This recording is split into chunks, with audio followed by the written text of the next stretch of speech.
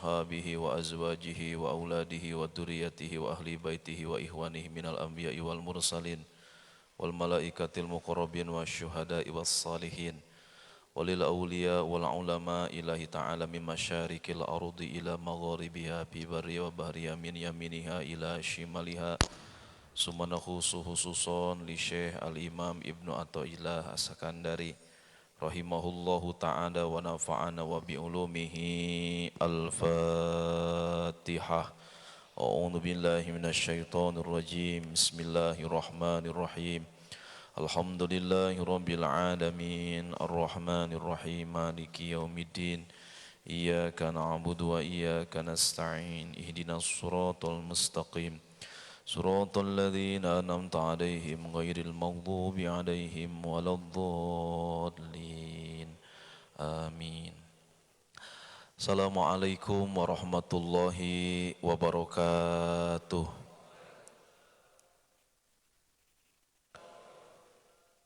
Bismillahirrahmanirrahim. Alhamdulillahi rabbil alamin. Alladzi arsala ilaina afdhalar rusulih wa anjala alaina khaira kutubih wa amarona bittiba'il qur'ani wa sunnati nabiyyih. Allahumma salli wa sallim wa barik ala sayyidina Muhammadin wa ala alihi wa ashabihi wa atba'i amma ba'du. Wa ba'da tahiyah nashkurullaha ta'ala jami'an ala ni'amih. Hadratil muhtaramin yang sama-sama kita hormati dan kita ta'zimi, para alimul ulama, para asatid, para masyayikh, bini sepuh dan sesepuh, wabil khusus ketua dan jajaran pengurus Masjid Al-Munawwarah, hadirin wal hadirah, jamaah rahimani wa rahimakumullah. Alhamdulillah, bersyukur kita kepada Allah pagi hari ini dengan iradah dan inayah Allah kembali kita dihimpun dan dikumpulkan dalam nuansa kebersamaan untuk melaksanakan ketaatan kita kepada Allah Subhanahu wa taala melalui pelaksanaan salat subuh. Mudah-mudahan kita berharap dan berkeinginan dengan kita berjamaah salat subuh adalah merupakan satu indikator menjadi wasilah dan sababiyah kita akan dicintai dan dimuliakan Allah Subhanahu wa taala. Amin ya rabbal alamin. Salatullah wa salamuhu, semoga selalu terlimpah curah kepada junjungan alam habibana wa nabiyana Muhammad sallallahu alaihi wasallam bi qaulina Allahumma shalli ala sayyidina Muhammad wa ala ali sayyidina Muhammad. Semoga kita semuanya mendapatkan barokah di dunia, syafaat di akhirat nanti. Amin ya rabbal alamin. Bapak Ibu, ayahanda bunda fillah, jamaah yang dimuliakan oleh Allah, insyaallah kita akan sama-sama belajar kepada penulis kitab, kepada ulama min auliyaillah Imam Ibnu Athaillah. Semoga dengan kita senantiasa sama-sama belajar kepada beliau ada setitik hikmah dan manfaat yang bisa kita amalkan dalam kehidupan kita sehari-hari. Bapak Ibu, insya Allah pagi hari ini kita masuk kepada hikmah yang ke-11, di mana pada bulan yang lalu kita telah membahas hikmah yang ke-10 tentang sir ikhlas atau keikhlasan merupakan ruh daripada amal. Maka amal tanpa ikhlas mayyitatun sakitatun, bagaikan mayit yang tidak punya nyawa, yang tidak berguna daya dan tidak bermanfaat. Begitulah kira-kira amal tanpa disertai dengan keikhlasan. Bismillahirrahmanirrahim. Qala al-muallifu rahimahullahu ta'ala wa nafa'ana wa bi'ulumihi wa amada bi asratihi wa ada bi barakatihi fi daraini. Amin ya rabbal alamin. Idfin wujudaka fi ardil khumuli fama nabata mimma lam yudfan la yatimmu nitajuhu. Au kama qol wallahu a'lam bi muradih. artinya kuburkanlah keberadaanmu di dalam bumi ketersembunyian, maka sesuatu yang tumbuh daripada sesuatu yang tidak ditanam, maka tidaklah sempurna hasilnya atau buahnya. Kira-kira terjemahnya seperti itu. Bapak Ibu hadirin jamaah yang dimuliakan Allah Subhanahu wa taala, saking luar biasanya kalimat sufi Syekh Imam Ibnu Athaillah ini selalu memberikan makna kiasan yang sangat dalam, sehingga diumpamakan sebuah tanaman gitu.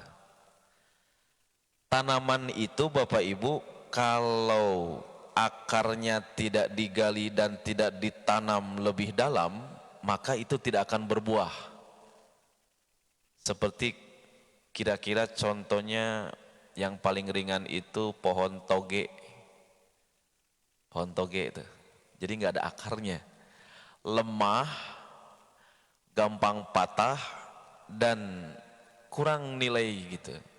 Bapak Ibu sebagus apapun menanam, kalau tidak ditanam ke dalam itu tidak akan kokoh, tidak akan kuat, dan tidak akan berbuah. Baik. Bahwa kemudian Bapak Ibu jamaah yang dimuliakan Allah Subhanahu wa taala,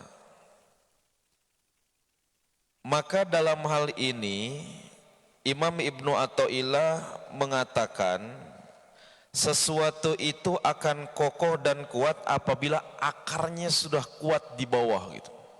Nah, baru dia akan menghasilkan sesuatu yang bagus.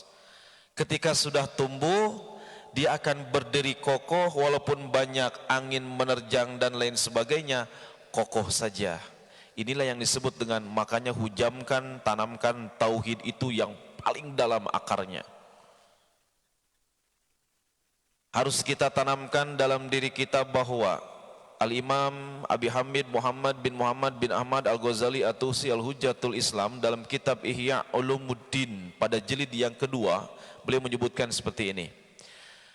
Refleksi dari solat syahadat yang kita baca, asyhadu alla ilaha illallah wa asyhadu anna Muhammadar Rasulullah, pada tasyahud awal dan akhir ini mengajarkan kepada kita bahwa kita bersaksi bahwa tiada Tuhan selain Allah. Artinya kita tidak akan pernah takut kecuali hanya kepada Allah. Kita tidak akan pernah meminta rizki kecuali hanya kepada Allah. Kita tidak akan pernah menggantungkan seluruh persoalan hidup kecuali hanya kepada Allah. Tujuanku adalah Allah, bagiku Allah, la maksuda ilallah, tidak ada yang dimaksud kecuali kepada Allah, la matluba ilallah, tidak ada yang dicari kecuali hanya mencari ridha Allah, la ma'buda ilallah, tidak ada tempat beribadah kecuali hanya beribadah kepada Allah, la maujuda ilallah, dan tidak ada wujud di dunia ini kecuali dari Allah Subhanahu wa ta'ala. Nah, kalau sudah tertanam itu, barulah kemudian Imam Ibnu Athaillah hebatnya itu masuk ke ranahnya tentang mengubur eksistensi. Banyak ulama yang mensyarah tentang hikmah ini, diantaranya dalam Iqadul Himam, Asy Hayat As-Sindi menyebutkan sarahnya daripada hikmah ini adalah akhfi wujud amalik bi alla tuzhirahu binafsil a'mal wala tuhadditsahu bima amilta minal a'mali aslamu wa akmal. Nah, itu kata ulama. Akhfi, samarkanlah. Akhfi, kemudian tutupilah. Sembunyikanlah. Wujud amalik, wujud amalmu, bentuk amalmu, setiap amalmu bi alla tuzhirahu, dengan tidak memperlihatkan binafsil amal, dengan bentuk amalnya. Jadi kalau kita beramal diperintahkan untuk disembunyikan, Bapak Ibu. Kalau sedekah, sedekah disembunyikan. Ibarat pepatah mengatakan, tangan kanan memberi, tangan kiri tidak tahu. Apa saja gitu amal itu, ya. Wala tuhaddisahu, dan jangan sampai dibicarakan atau dikisahkan kepada orang lain. Bima amilta, atas apa-apa yang kamu lakukan, minal a'mal, daripada amal-amalmu. Kenapa demikian? Yang demikian itu adalah aslamu wa akmal. Dengan kita menyembunyikan amal, tidak menceritakan kepada orang lain, tidak mengisahkan kepada orang lain, ini hasilnya akan sempurna pahalanya dan kemudian akan lebih selamat. Hati-hati makanya dengan amal tuh, dipoles lagi Pak. Hikmah sebelumnya korelasinya adalah suruh ikhlas. Setelah ikhlas dipoles lagi. Jangan sampai diperlihatkan dan jangan sampai dibicarakan atau dikisahkan. Ayahanda Bunda Filah jamaah yang dimuliakan Allah Subhanahu wa taala. Saya bacakan satu hadis tapi panjang sedikit saja lah ya. Waroda anin Nabi sallallahu alaihi wasallam anna fadla amali sirri ala amali jahri bisab'ina dhi'fa fala yazalu bihi syaitan hatta yadhkurahu linnasi wa yu'linah ila akhiril hadits au kama qala wallahu a'lam bimuradi. Telah datang hadis dari Rasulullah, telah sampai kepada kita, apa kata beliau? Di antara keutamaan dan kelebihan antara amal sir dengan amal jahar, amal yang disembunyikan dengan amal yang didohirkan, ini perbedaannya ayahanda Bunda Filah dengan 70 kali lipat pahala. Jadi kalau amal sir 70 kali lipat pahalanya, ya. Fala yazalu bihi syaiton, hati-hati, setan biasanya datang kepada kita untuk membisikkan sesuatu agar hatta yazkurahu linnas, supaya kita ngomong kepada orang lain,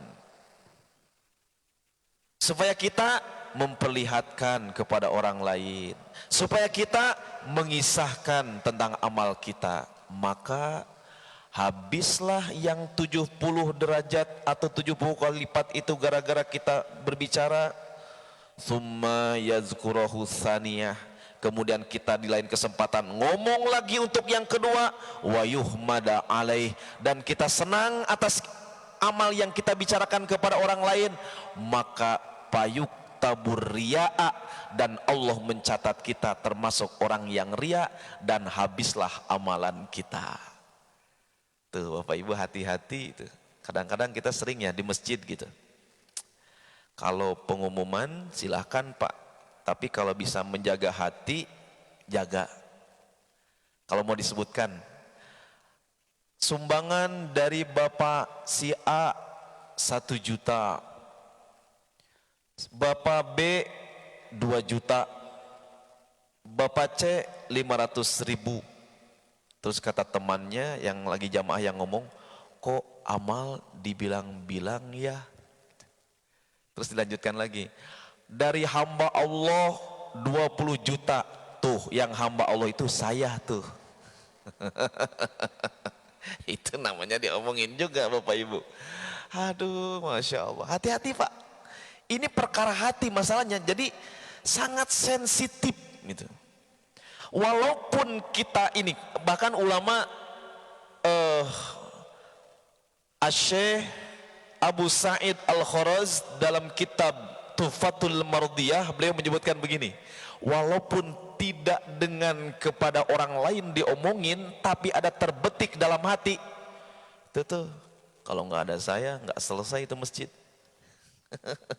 Itu sudah habis pahalanya Pak. Maka hati-hati. Kecuali Bapak Ibu bisa menjaga amalan itu dengan cara apa? Saya niat ngomongin supaya orang lain termotivasi, silakan. Tapi kalau niatnya, karena sangat lembut Bapak Ibu sekalian, ini masalah keikhlasan ini, bisa bahaya.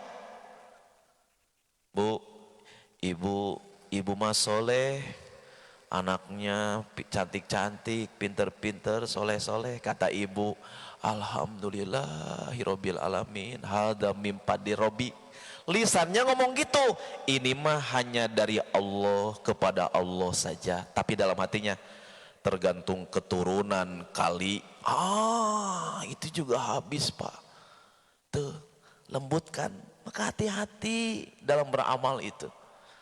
Kadang kita, apalagi maaf ya Bapak Ibu, benar memang ada makolahnya adalah Syekh Imam As-Suyuti menjelaskan, kita kadang perlu mengekspos tentang syiar dakwah, ya, tentang bagaimana pentingnya ibadah gitu di khalayak rame, diekspos. Supaya apa? Supaya orang-orang di luar kita juga melihat gerakan dan syiar kita tuh seperti apa. Boleh. Tetapi kalau dibenturkan dengan ketasawufan, sedikit saja hati kita agak sedikit gimana gitu Pak, itu sudah payuk tabur ria. Kita termasuk orang yang ria di hadapan Allah. Rasulullah Shallallahu Alaihi Wasallam menyebutkan dari sahabat Mahmud bin Labib, Rasulullah bersabda, inna akhwafa ma khafu alaikumus sirkul asghar. Qalu wa ma syirkul asghar ya Rasulullah? Qala ar-riya. Ini bahayanya. Sesuatu yang paling aku takutkan terjadi pada umatku adalah mereka terjerumus kepada syirik kecil. Ya Rasulullah, kata sahabat, apa itu syirik kecil? Riya, amal karena manusia. Ibu-ibu juga di rumah, bapak-bapak juga hati-hati gitu. Min alamatil di antara tanda kebangkrutan yang akan terjadi pada diri kita adalah min alamatil iflas, kita senang dipuji atau kita mengharapkan sanjungan dari makhluk. Padahal manusiawi ya Pak, siapapun orangnya ya Bunda, ketika dipuji itu siapa sih yang nggak senang gitu. Tapi hati-hati ketika dipuji itu, makanya Pak, mengubur eksistensi itu kaitannya dengan ulama ahli tamkin dan ahli kasyaf. Orang yang sering mendapatkan pujian itu dia akan kena penyakit lara ain. Naudzubillah. Kalau kita tidak mampu menyikapinya, sehingga ada doanya supaya kita tidak terkena penyakit lara ain. Apa itu? Allahumma ja'alni khairum mimma yadunun wala tuakhidni khairum mimma yakulun. Ya Allah, semoga yang disangkakannya lebih baik daripada apa yang disangkakannya. Ya Allah, jangan siksa hamba gara-gara ucapannya. Semakin dipuji semakin senang tuh. Masya Allah. Ibarat dentingan gitar Bapak Ibu, teng teng teng teng gitu. Apalagi Pak, saya mau sampaikan, ada memang bagus sekilas ya. Ada buku namanya karya Les Giblin. Nama bukunya Skill White People. Seni bergaul dan seni menata pergaulan supaya kita menjadi pribadi yang menyenangkan. Tapi saya baca-baca itu sebetulnya banyak yang menyesatkan di dalamnya Pak. Di antaranya apa? Berbicaralah tentang diri mereka, sanjunglah terus mereka, pujilah terus mereka, tetapi tidak ikhlas pujiannya itu karena ingin mendapatkan sesuatu. Wah, ini bahaya Pak. Sehingga kata Nabi, kalau ada orang yang memujimu tidak tulus, bukan karena Allah, lempar pakai pasir mukanya itu. Karena kenapa? Memuji itu menjatuhkan kita sebetulnya Pak. Justru hinaan itu akan mengangkat derajat kita.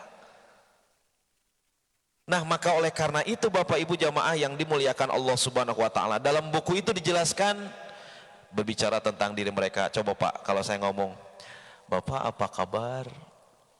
Alhamdulillah baik. Pak, gimana istri, anak-anak sehat semua? Sehat. Alhamdulillah, semakin semangat dia Pak ngobrol dengan kita. Kenapa? Karena kita berbicara tentang diri mereka. Kalau hanya sebatas itu nggak apa-apa. Tapi kalau sudah kejauhan nanti kita bilang, Pak, Bapak mah hebat ya. Waduh, Masya Allah, di usia Bapak yang seperti ini Bapak sudah sukses. Masya Allah, menjadi miliarder. Waduh, Bapak hebat Pak, boleh saya berguru kepada Bapak? Makin senang Pak, makin naik wah dipuji dan seterusnya. Nah ini kalaupun kita mendapatkan pujian seperti itu, ulama ahli tasawuf mengajarkan kepada kita, kembalikan kepada Allah dan kita berdoa, Allahumma ja'alni khairum mimma yadunnun. Ayahanda bunda jamaah yang dimuliakan Allah subhanahu wa ta'ala, misal ibu-ibu gitu harus ikhlas, ibu-ibu di rumah. Misalkan ibu-ibu menyiapkan makan untuk sang suami, kalau tujuannya ingin disanjung suami, ibu-ibu subuh-subuh sudah ke pasar mitra misalkan. Ibu belanja, ibu nyiapin makanan, ibu nyiapin sarapan, udah capek, keringetan, dihidangkan di meja makan dan seterusnya. Dengan penuh cinta gitu ya. Masya Allah. Berharap suami menyanjung dan senang. Tetibanya, Papa sarapan dulu. Kata si bapak, aduh mah mohon maaf nggak keburu ini di kantor buru-buru, pergi aja dia. Ibu kecewa nggak? Kecewa nggak? Kalau ibu kecewa berarti ibu belum ikhlas. Betul kan Bu? Kenapa harus kecewa? Iya Ustadz, tapi nggak dimakan, makan aja sama ibu. Kebanyakan ajak tetangga. Karena ibu berangkat ke pasar sudah jadi pahala, ibu masak keringatan jadi pahala, besar di hadapan Allah, nyiapin di hidangan juga sudah jadi pahala, gak ada yang rugi di hadapan Allah. Yang ada Pak, kita capek kalau kita Bapak Ibu sekalian hanya ingin mementingkan penilaian manusia, capek. Sering pencitraan gitu dalam hidup ini. Padahal yang paling sehat untuk membersihkan energi negatif di dalam gudang jiwa kita itu adalah jangan pencitraan, capek. Kita sering pencitraan di media sosial, seolah-olah kelihatan bahagia padahal hati menangis. Nggak usah seperti itu gitu. Buat apa gitu? Pak, kita lihat Bu, anak kecil ketika dia mendapatkan penolakan dari kita orang tuanya, maka spontan dia akan menangis. Kata kita, jangan main-main di situ. Mama mau jajan, nggak usah jajan-jajan, dari tadi jajan terus. Dan itu bagus, Pak. Itu bagus. Makanya dalam ilmu psikologi, ketika anak kecil menangis, jangan kita bentak lagi. Diam nggak? Diam nggak? Makin tertekan dia batinnya Pak. Biarkan saja dia nangis. Dan ketika kemudian anak kecil bahagia, juga dia dengan tidak malunya memperlihatkan kegembiraannya, jingkrak-jingkrakan dan seterusnya. Kita yang sudah dewasa ini kadang-kadang sering pencitraan Pak. Jadinya tidak sehat batin kita. Kenapa? Orang lagi tidak bahagia berusaha ingin kelihatan bahagia. Orang lagi sedih gitu ya, udahlah nggak apa-apa gitu di hadapan Allah. Yang penting kita curhat sama Allah, ngomong gitu. Tidak penting penilaian makhluk, capek. Coba ibu-ibu, ya Bu, Pak, supaya kita dilihat orang, agar orang lain takjub dan kagum kepada kita, semua kita ada-adain. Dan ulama menyebutkan biaya tidak ikhlas itu mahal. Bapak Ibu, ingin viral dan ingin terkenal, tidak mengubur eksistensi kita, tidak ikhlas karena Allah, ingin dilihat, dihormati, dihargai, dicintai, dipuji, itu biayanya mahal. Mahal. Kenapa mahal? Satu, kita akan tebar pesona kepada orang lain. Semua serba diada-adain. Contoh dalam harta kekayaan, ingin kelihatan kaya, bela-belain padahal mobil masih bagus, maksain kredit mobil supaya orang lain tahu bahwa kita punya mobil baru. Kemudian ibu, Masya Allah, beli ini, beli itu, kredit ini, kredit itu, sampai pakai segini Bu, apa namanya, perhiasan. Supaya orang lain ngelihatnya, wah ibu banyak duit, bapak banyak duit ya, hebat. Setelah orang lain bilang hebat, banyak duit, terus kita dapat apa? Dapat apa Bapak Ibu? Dapat cicilan 24 bulan. Masya Allah, betul kan? Capek pencitraan Bapak, capek. Coba kalau karena Allah, tulus aja, nothing tulus bahasa anak mudanya, ya udah, mau dipuji mau tidak, karena Allah, untuk Allah, bagi Allah, tidak ada beban dalam hidup ini. Coba kalau misalkan saya ceramah nih hari ini, wah mau ngaji di Anggrek Sari, bagaimana caranya saya supaya berkenan di hati masyarakat, di hati jamaah. Saya akan berupaya bagaimana supaya kemudian saya kemas jadi apa namanya ya, jadi beban. Kenapa? Supaya dilihat bagus, supaya dilihat keren, supaya dilihat mantap, padahal udah hidayah milik Allah. Mau sampai atau tidak kepada hati seorang hamba itu urusan Allah. Kewajiban saya menyampaikan. Kita dipoles dan seterusnya Bapak Ibu ya. Capek. Nah, Bapak Ibu hadirin jamaah yang dimuliakan oleh Allah.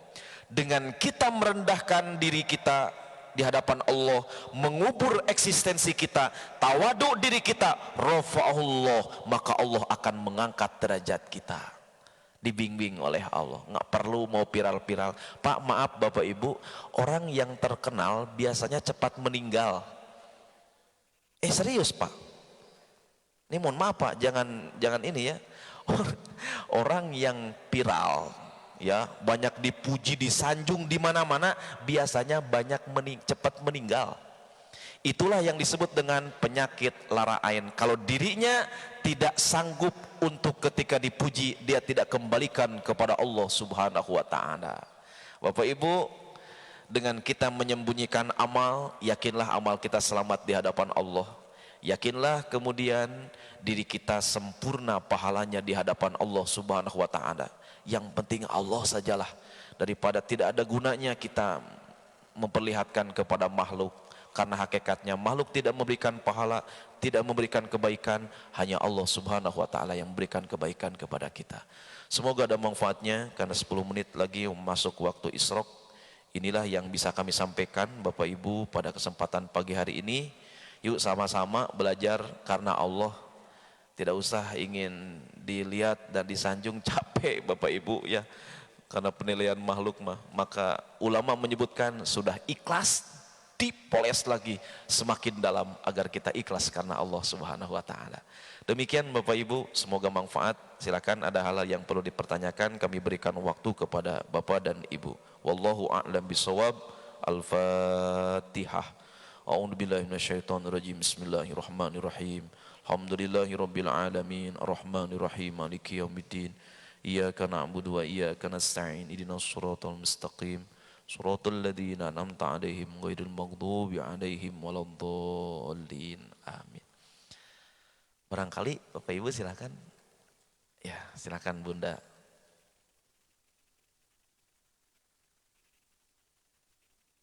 Waalaikumsalam warahmatullahi wabarakatuh.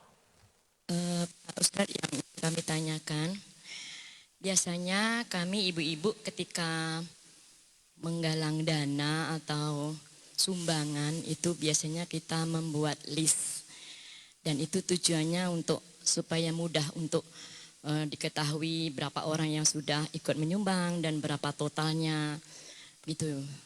Yang ingin kami tanyakan, apakah seperti itu tuh diizinkan atau tidak, atau termasuk kita nih ikhlas atau tidak, karena memang kita niatnya sebenarnya memang ikhlas gitu kan untuk menyumbang, tapi kan itu akhirnya dibaca oleh semua anggota dari yang ikut list itu. Menurut Pak Ustadz bagaimana, mohon penjelasannya. Terima kasih. Assalamualaikum warahmatullahi wabarakatuh. Assalamualaikum warahmatullahi wabarakatuh. Sebagian pendapat ulama menyebutkan Bapak Ibu, kalau kita mengumumkan dan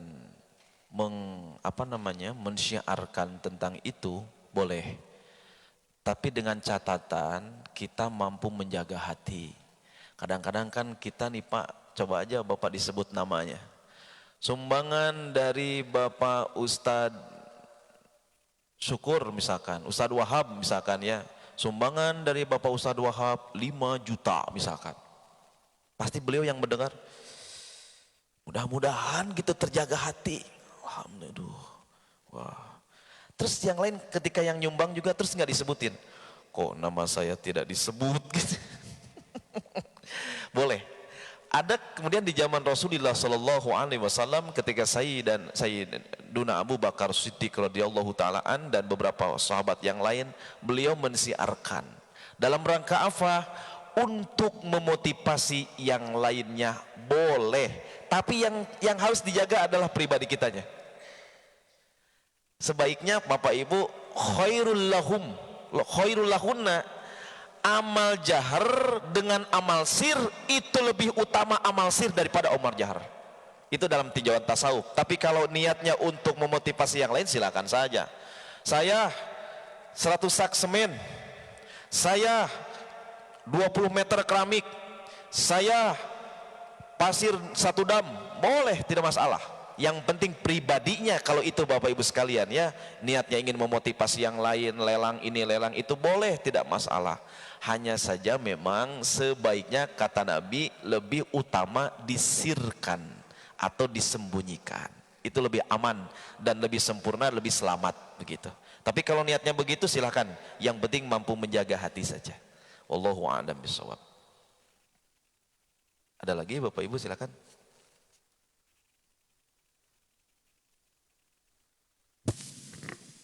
Assalamualaikum warahmatullahi wabarakatuh. Waalaikumsalam warahmatullahi wabarakatuh.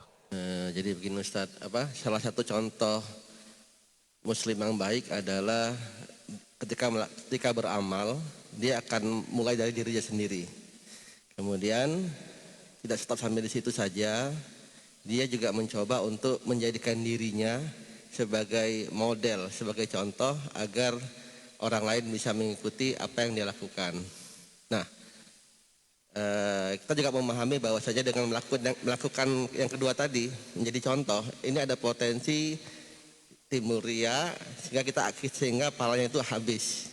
Nah, pertanyaannya adalah apakah ada doa, zikir atau tip bagaimana agar kita nggak sampai terjerumus ke situ, ke ria sehingga pahala kita jadi hilang? Atau apakah kita lebih memilih ya udahlah, mendingan kita nggak usah jadi model, kita beramal saja, ya sudah sampai situ saja. Terima kasih Ustaz. Assalamualaikum warahmatullahi wabarakatuh. Waalaikumsalam warahmatullahi wabarakatuh. Bapak Ibu, tadi disebutkan bahwa pesannya ulama itu 2. Waktu beramal jangan kelihatan. Yang kedua, jangan mengisahkan. Illa, ada istisna di situ, pengecualian. Apa itu? Jika ingin mengajak orang lain dan kita menjadi model dan teladan, maka itu bagus. Tapi kata Nabi, hati-hati, kata ulama, bala yajalu bihi syaiton. Di balik itu setan sering membisikkan. Hati-hati. Lalu apakah ada doa? Ada doanya, seperti sering kita dengar tadi, saya di samping Pak Bapak Haji, ya, Pak Haji Arsad tadi di samping, sering kita Pak Imam atau yang lain, Robbi a'udzubika min hamajatis syayatin wa a'udzubika Robbi ayyahdurun. Itu tuh ketika sholat itu Pak, sebelum sholat, supaya setan tidak membisikkan ke hati kita. Ini saya ada contoh kasus kisah nyata bulan yang lalu setelah saya sampaikan. Ada seorang donatur besar Pak, kelas kakap donaturnya itu. Di Masjid Puncak Bogor, beliau memberikan pernyataan dan beliau mengikuti kajian tasawuf dan beliau sudah ikut di Thariqah Qadiriyah Naksabandiyah dan sudah ditalkin zikir. Sekarang menjadi ikhwan TKN. Beliau cerita begini riwayatnya. Pak, pengusaha, duitnya banyak. Beliau kisahnya adalah nih menceritakan tentang hati-hati dengan bisikan setan. Beliau menyumbang masjid sebanyak 1 M. Bagaimana riwayatnya? Beliau menyumbang 1 M tanpa konfirmasi, tanpa ngasih tahu. Dia tahu nomor rekening masjid, ditransfernya 1 M, plek, masuk. Yang namanya sudah merasa menyumbang, beliau kadang sesekali lihat tuh perkembangan pembangunan masjid. Akhirnya ngobrol sama pengurus masjid, usul, Pak, Bapak tamir masjid? Iya. Ada apa ya Pak? Pak, maaf kalau boleh usul ini dari saya, kata si penderma itu. Ini WC-nya jangan terlalu dekat masjid Pak, khawatir nanti baunya masuk ke masjid. Dan ini bangun tamannya sebaiknya gini Pak, sebaiknya. Wah, di situ diuji oleh Allah. Apa kata pengurus masjidnya? Pak, Bapak dari tadi saya dengar-dengarkan banyak kali usulannya Pak, macam Bapak mau nyumbang saja. Timbul setan masuk. Sep. Ketika dalam kondisi emosi dan marah tersinggung, setan masuk di situ, sep masuk. Apa kata si bapak itu? Hati-hati bapak kalau ngomong ya. Bapak tahu tidak, yang nyumbang di sini 1 M saya orangnya. Allahu Akbar. Habis pak amalannya. Nah ini kadang-kadang yang khawatir kita tuh kadang-kadang saya pribadi aja kadang-kadang gitu pak. Aduh ya Allah ya Rabbana ya Karim gitu. Kadang-kadang nih hati-hati dibisikkan oleh setan. Makanya doanya adalah Robbi a'udzubika min hamajatis syayatin wa a'udzubika Robbi ayahdurun. Kalau sempat dalam hati maka kata ulama letakkan tangan di sini pak. Astagfirullahaladzim wa atubu ilaih. Tidak ada tekankan kuat-kuat supaya kita tidak terbiasa seperti itu. Kadang dibisikin itu, aduh Masya Allah. Jadi apalagi sedang emosi yang tadi Pak. Seperti tadi Bapak Ibu sekaliannya, sumbangan dari Bapak Anu 1 juta, dari Bapak B 1 juta, ngobrol sesama jamaah. Kok sumbangan disebut-sebut ya namanya gitu ya. Disebut umum, dilanjutkan lagi pengumumannya. Sumbangan dari hamba Allah 10 juta. Tuh, itu tuh hamba Allah saya tuh. Itu jadi sudah hati-hati. Jadi itulah bisikan Bapak Ibu yang jelas kata Nabi Shallallahu Alaihi Wasallam, sebaiknya pintar-pintar menjaga hati agar jangan sampai terpleset, terjerumus kepada ria, gitu. Ingin disanjung, ingin dipuji. Kalau Bapak kuat menjadi model sebagai teladan, silakan. Yang penting saya mah sabodo amat misalkan. Orang lain mau berpersepsi apa, orang lain mau menilai apa, yang penting saya mah karena Allah saja. Gak apa-apa orang lain bilang saya ria, bilang ingin dipuji, ingin disanjung, gak apa-apa. Yang penting saya mah karena Allah. Mantap itu silahkan. Yang tahu hatinya adalah alimum bidatis sudur. Hanya Allah yang tahu apakah diri kita ria atau tidaknya, itu hanya Allah yang tahu. Wallahu a'lam bishawab. Barangkali begitu Bapak Ibu yang bisa disampaikan. Ada lagi Pak? Silakan Bu. Barangkali. Silakan Pak. Silakan. Iya Pak, izin.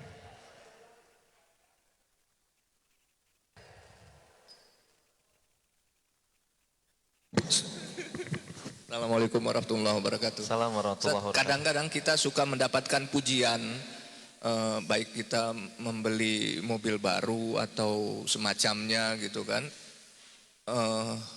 Apa yang biasanya kita harus utarakan ke kawan-kawan, mungkin 1 orang atau 2 orang bahkan 10 orang memuji kita atas prestasi yang kita lakukan atau harta yang kita dapatkan atau hal yang lain gitu loh.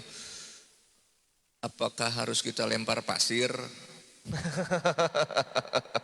Nah, dalam kaitannya yang lebih sedikit luas, manakala anak kita berprestasi misalnya bisa menghafal 1-2 juz, 3 juz gitu di hadapan beberapa orang, kemudian ustazahnya memberikan pujian, apakah harus kita lempar pasir? Dalam yang lebih luas lagi, kalau misalnya presiden kita dapat pujian dari beberapa negara, apakah mereka harus Lempar pasir gini Pak. Mohon penjelasannya. Assalamualaikum warahmatullahi wabarakatuh. Baik, salam warahmatullahi wabarakatuh. Bismillah, bagus sekali Bapak ya. Bahwa kemudian yang dimaksudkan adalah pujian yang sifatnya adalah murahan. Murahan itu adalah bahasa Melayunya apa Pak? Ngangkat telur. Kita memuji ada maunya. Gitu. Maka kata Nabi, lihat berdasarkan pujiannya, sesungguhnya andai seseorang tahu ketika dia menikmati pujian dari orang lain, min alamatil iflas, Allah hinakan. Maka kita saking harus keselnya kalau tahu sama orang yang memuji karena akan menjerumuskan kita kalau kita tidak bisa menjaga hati, maka sebaiknya kata Nabi kalau bisa lempar pakai pasir. Tetapi tidak se-ekstrim itu maksudnya. Jadi ketika orang memuji prestasi kita dengan dia bersandarkan pujian itu ke Allah, alhamdulillah ya Pak, dengan izin Allah Bapak dikaruniakan begitu berkah rezeki Bapak, usaha Bapak makin maju, semoga manfaat ya Pak. Nah, apa Nabi ajarkan kepada kita? Maka kata Nabi, Allahumma ja'alni khairum mimma yadunun, Allahumma la tu'akhidni mimma yaqulun, waghfirli ma la ya'lamun, waj'alni khairum mimma yadunun. Itu doanya. Ya Allah, jangan engkau menghukumku disebabkan pujian yang dia ucapkan kepadaku, dan ampunilah aku atas kekurangan yang tidak mereka ketahui, dan jadikan aku lebih baik daripada penilaian dan sangkaannya. Langsung saja Pak, alhamdulillahirabbil alamin, sampaikan kepada Allah pujian itu. Sampaikan kepada Allah ketika kita dipuji. Maksudnya adalah itu kiasan Nabi, andai kita tahu pujian yang datang kepada kita lalu kita menikmati pujian, tidak disandarkan dan tidak dikembalikan ke Allah, itu sesungguhnya adalah akan merendahkan kita di hadapan Allah. Jadi saking itunya kata Nabi, lempar pakai pasir gitu, andai ada orang yang memuji tapi pujiannya itu murahan gitu. Itu saking bahaya-bahayanya kita menikmati pujian. Oh alhamdulillah, iya dong, berkat kerja keras saya. Nggak mungkin saya seperti ini, kerja keras saya, berkat kecerdasan saya, berkat kepintaran saya, maka kata Allah, tudzillu mang tasya, Allah akan sesatkan orang yang seperti itu. Kenapa? Pama bikum min nikmatin paminallah, bahwa semuanya nikmat datang dari Allah. Maka tasawuf mengajarkan kepada kita, hati-hati jangan sampai bihauli wa quwati, itu haram hukumnya. Kita menyebutkan begini, Pak, itu Bapak bisa memperbaiki mobil tuh hebat sekali Pak. Iya dong, berkat kepintaran saya. Kok perusahaan semakin maju? Oh iya dong, berkat kecerdasan dan berkat kegigihan saya.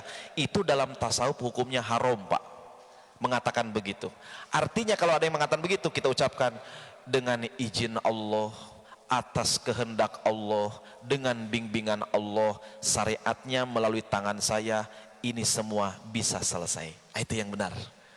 Jadi kembalikan kepada Allah Subhanahu wa ta'ala. Maka Allah paling benci kepada ada orang yang mengatakan berkat diri saya, berkat kecerdasan, berkat prestasi, itu Allah tidak suka. Tapi maksudnya kembalikan kepada Allah Subhanahu wa ta'ala. Ustadz kok enak ceramahnya misalkan, itu mah hidayah Allah saja yang membimbing lisan saya. Kira-kira gitu tuh. Jadi kalau oh iya dong, bertahun-tahun saya mondok misalkan, waduh itu sudah namanya terhadap diri sendiri. Barangkali begitu Pak, mohon maaf kekurangannya dari atas jawaban itu. Demikian Bapak Ibu, cukup? Masih ada?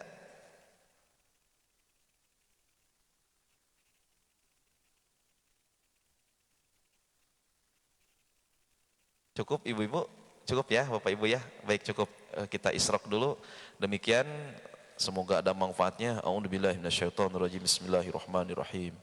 Alhamdulillahirabbil alamin, hamdan na'imin hamdan syakirin, hamdan yuwafi ni'amahu wa yukafi mazidah.